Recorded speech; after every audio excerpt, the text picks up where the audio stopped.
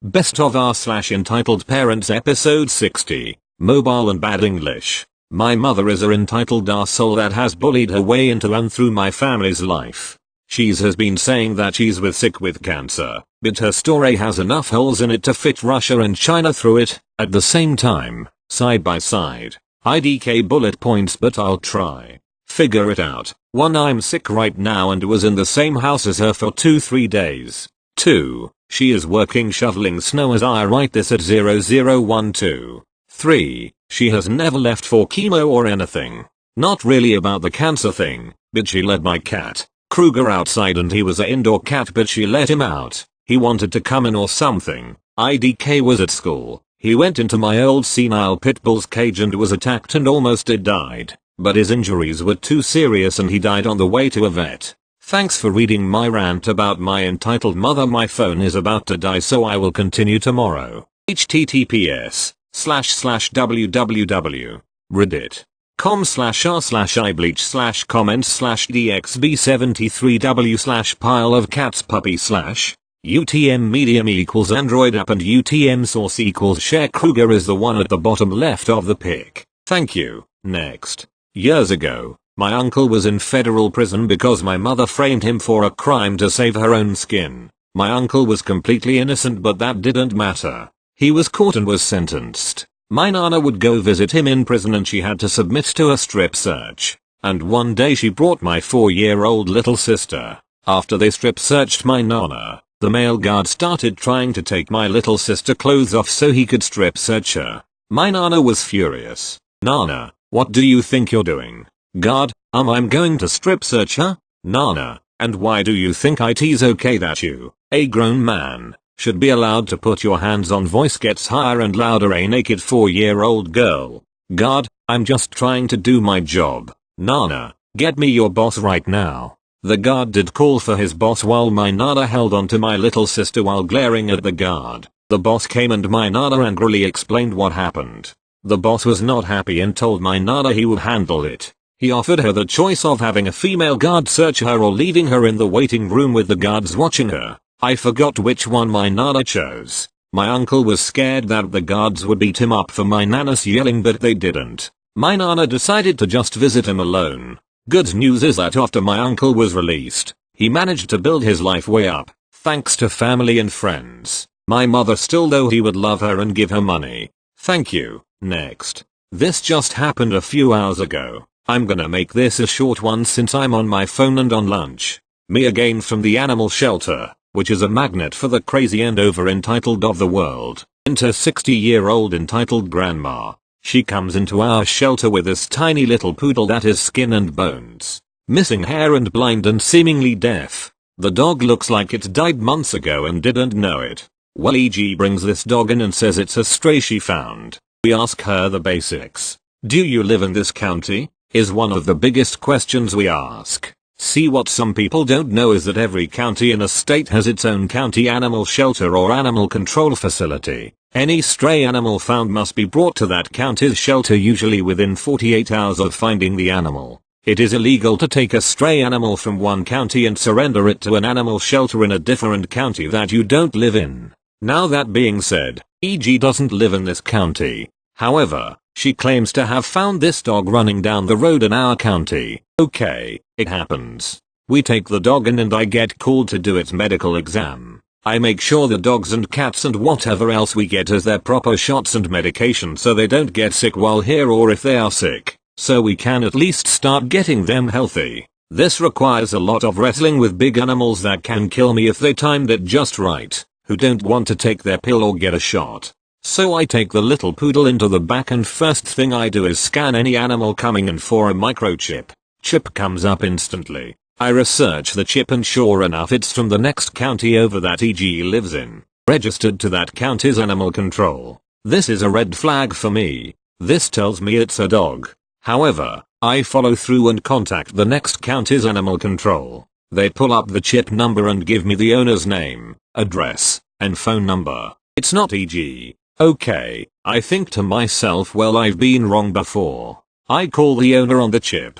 The owner isn't EG, but it turns out the owner is EG's daughter. Me, hello, is this EGD? EGD, yes, who is this? Me, yeah, I'm me from County Animal Shelter. Are you missing a small elderly poodle? EGD, no, I got a poodle for my mother EG as a present back in 2016. Did it get lost? Me, no, your mother brought it in and told us it was a stray she found. She falsified information on a government form and abandoned her animal. These are pretty serious issues. She needs to come get her dog now. EGD, I understand and I will call her and make sure she comes and gets her dog back. About a half hour goes by and my desk phone goes off. It's EGD's number. I think, okay, this is them telling me they are coming back. Nope. Me, County Animal Shelter, this is me speaking. EGD sounding very frustrated. Yes, this is EGD calling back. EG isn't coming back for the dog. She says she doesn't want it anymore because she thinks it's old and ugly. She demanded I get her a teacup chihuahua instead. Me, well, that's between you and her, but either you or her need to come get this dog as it's an actual crime to surrender your animal to a shelter in a county you don't live in, let alone the animal abandonment charges and putting down false information on a government form. EGD, I understand, but I work another county and can't make it in time to get the dog. Me, then your mother needs to be an adult and come get her dog.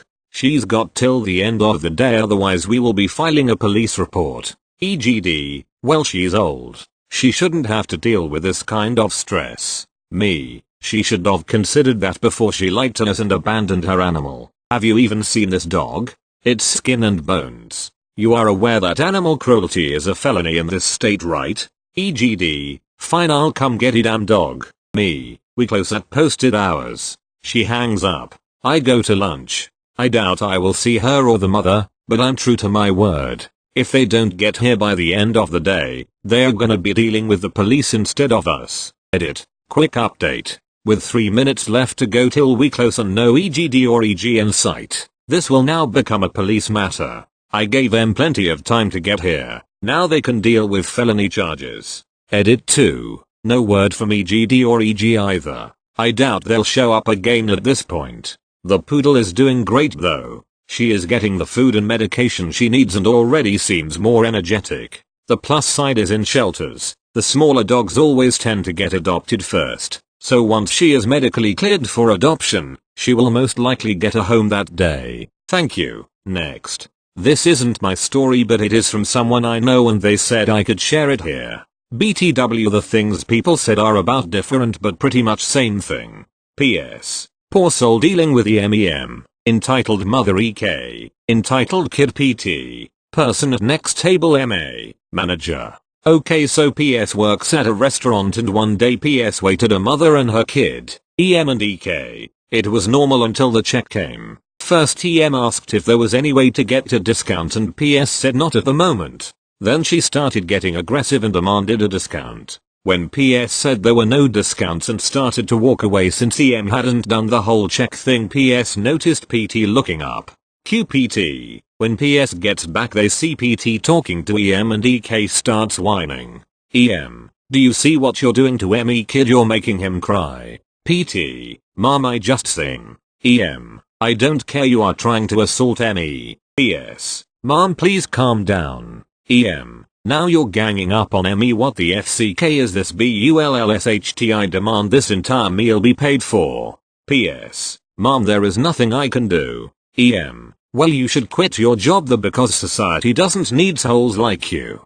PT. Clearly aggravated. Mom, he said there is nothing he can f***ing do. EM. Don't cuss in front of my FCKING child, you BTCH. EK. Mom, can we go now? EM. Of course honey, I'm sorry. Gets up and tries to walk away but PT stops her without touching her, just blocking her path. EM. Help, rape, he's raping ME. Police. People start looking over. MA comes out to see who's yelling. EM. Excuse me, are you the manager? MA. Yes. EM. Something probably bad but no one but the manager heard it and no one wants to ask what it was. MA. Really? EM. Yes, and he tried to assault me. MA. Really? Because I've been watching from the kitchen and I think it's clear who's wrong. EM's face goes pale so she grabs EK and tries to leave. PT blocks her again. EM screams rape and assault some more but finally pays and leave after the manager said he would call the police and she started to scream about no I won't go back, I won't go back.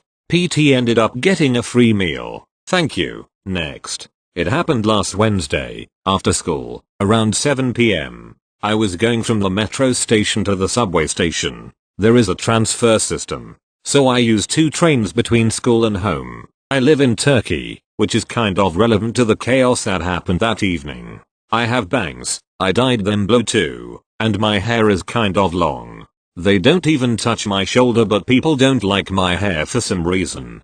I do, which is all that matters. I've had the same hair for 5 years and this was a big deal to me. Also I could even be stabbed. I looked at the time and I decided I'd use the elevator instead of the stairs because there were still 5 minutes and well, I was tired AF. I got in the elevator and 4 people got in after me. While we were going down, and I was listening to music all the time, I noticed that the woman next to me was talking to me. I could easily ignore her, but I am a nice person so I paused the song and listened to her. Entitled Woman, Can You See Your Way? Me, yes, I can. EW, but we're Turks. You should get a haircut. You should be like a Turk. Me, I do not want to. Random man on the elevator, maybe that's his style. I love you. There was the woman's son in the elevator too. EW, see, I have a son like you too, but he looks like a Turk.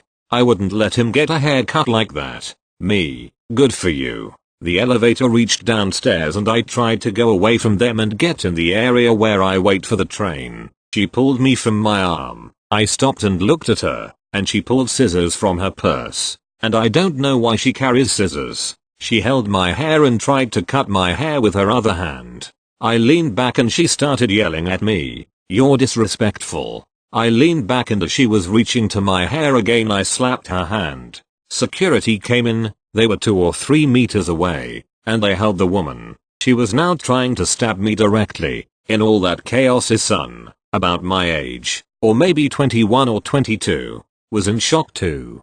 He ashamingly made a grimace and I nodded to him. I quickly got out of the area and went on the train. I can answer questions. I do not know if this is too long or too short. Thank you. Next. Hello everyone. I promised if I ever came across another entitled Karen I would post and I hope this is the right subreddit. Please excuse the grammar, I am on mobile and I just worked a 12-hour shift. So the cast is me equals rookie cop, PM pregnant mom, EM equals Karen. So I just started my shift and I was feeling good. I had a good dinner. All my good partners were on shift, and I was jamming out to my favorite Backstreet Boys track in my car. Then IT happen. Dispatch sends out a call about a disturbance at a local coffee shop in my area. So I take the call and zoom on over. I pull up and there she is. Karen. I take one step out of my patrol car and she basically runs up to me. Now Karen was 42 years old with that really short haircut and I did notice that she had a big red mark on her cheek. "Me mom, is everything alright?" EM equals, in their most dramatic tone, "Thank goodness you're here. I was just attacked by a crazy woman in the coffee shop." "Me okay, where is she?" Karen points to a woman in the shop. I tell her to wait outside. She doesn't, and I request an additional deputy to come out.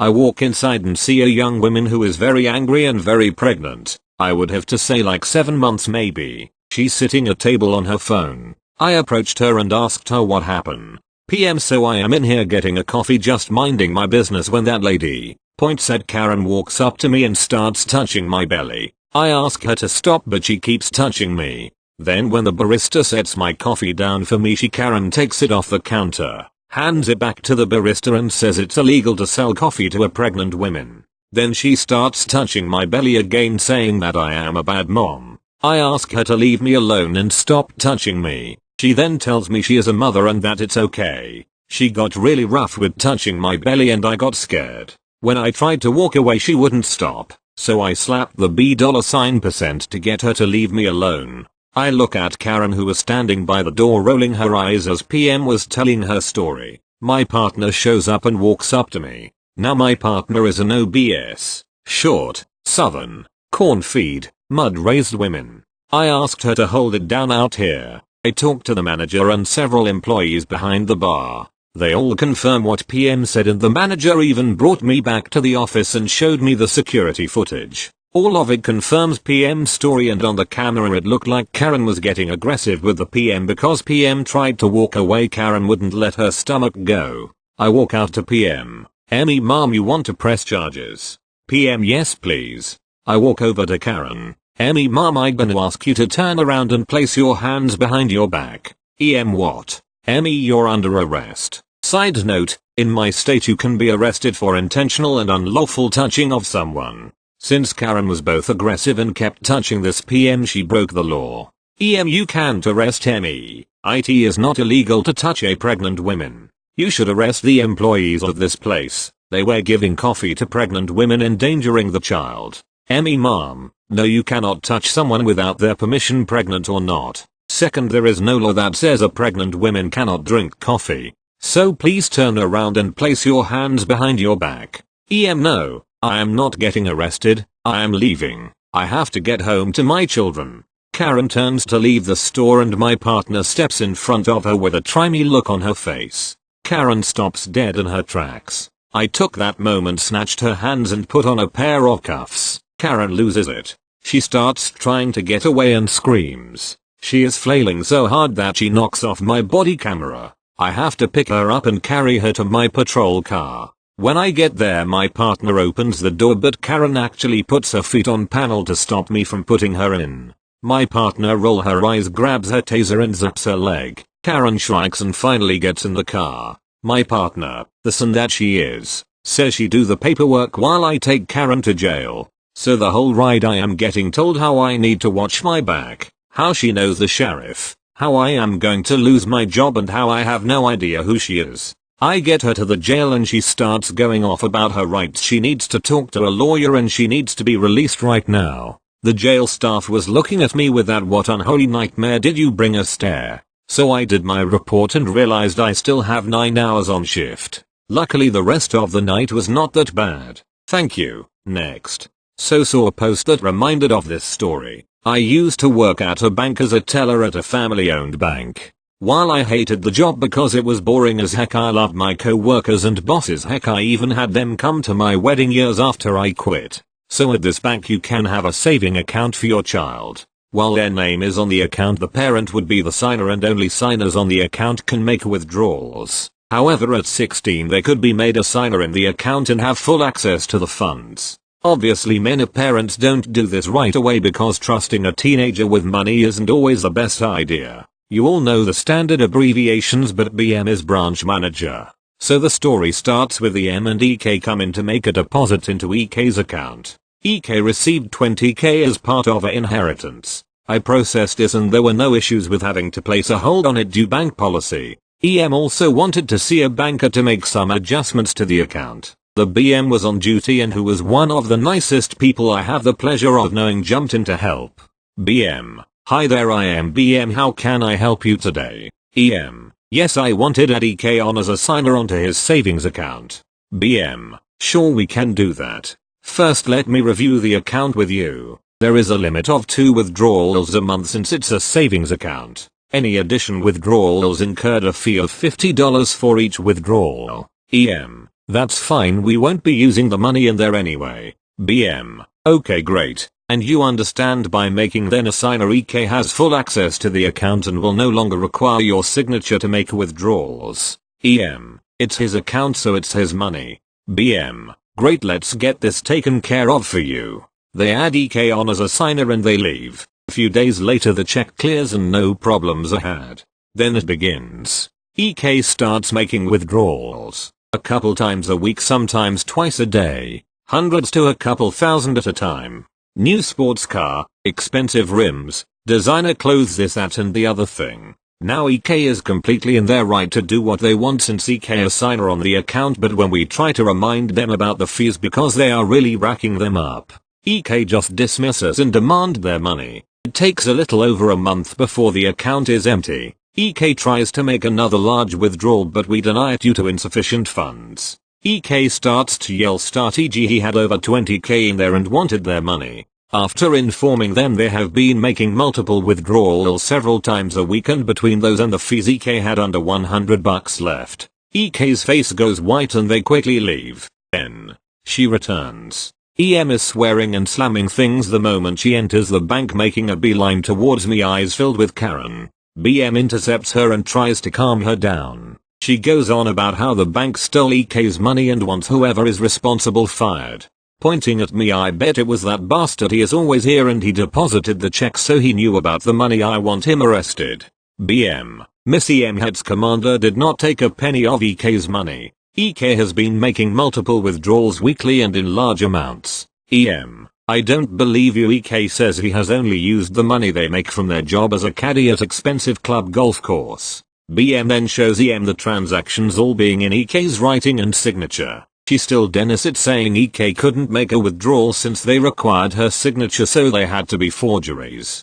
BM reminded EM that she made him a signer on the account and pulled out the paper that she signed along with EK granting him access to the account. After a long tangent of cussing and yelling, she sets her gaze back to me. EM, this is your fault. Why would you let a 16-year-old take all this money? EK isn't responsible enough to know. I should have been notified. And you never should have given him anything. This is the bank's responsibility and you need to refund the money now because EK needs it to pay for his college tuition. Good luck with that. I was at a loss for words. While I had years of experience, including management experience in restaurants, I never encountered someone like this. But once again BM just steps in and takes control of the situation. BM, Miss EM, you could have checked the account at any time. It's not our responsibility to parent EK, nor is it up to us to tell EK how to spend their money. There is nothing we can do, and if you can't calm down I need to ask you to leave. EM stands to try to talk down to him, but he just stands with her.